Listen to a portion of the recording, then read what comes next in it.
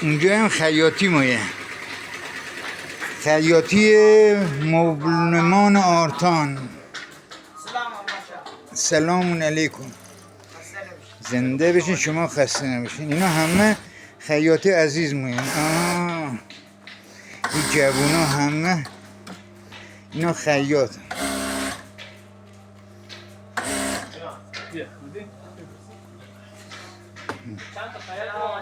سلام.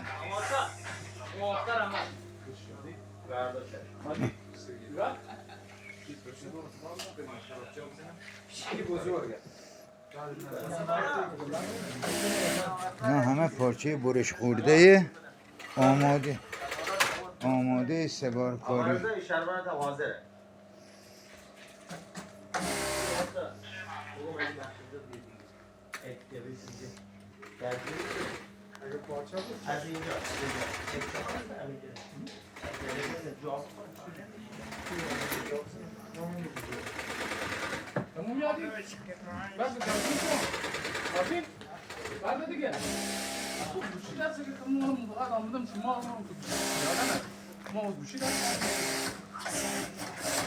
Hadi bia, بیکاری همینا راسته کن.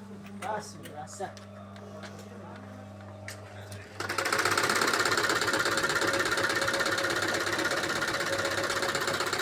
Hadi, همین راسته تو برو بغل بگذار.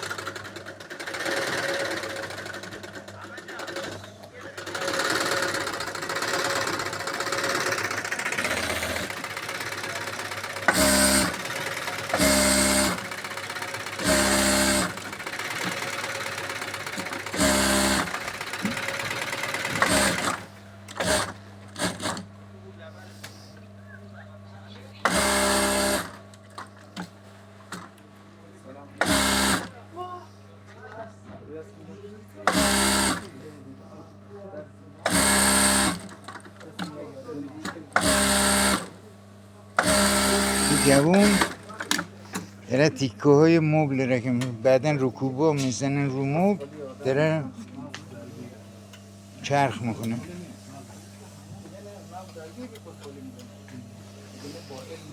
اینا همه برش خورده، دوخته شده، آماده رکوبیه. اینا همه چینده شده، تو نوبت شدن که همه رکوبی کنن. اینا دو طبقه چینده، ای اتاق، او اتاق، او اتاق، اووری هم همه پر. اینا همه برش خورده.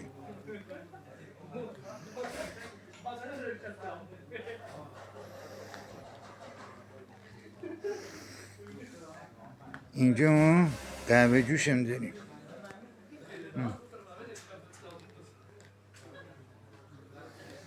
قهوه جوش هر وقت خسته منه قهوه میزنن شنگول بشه.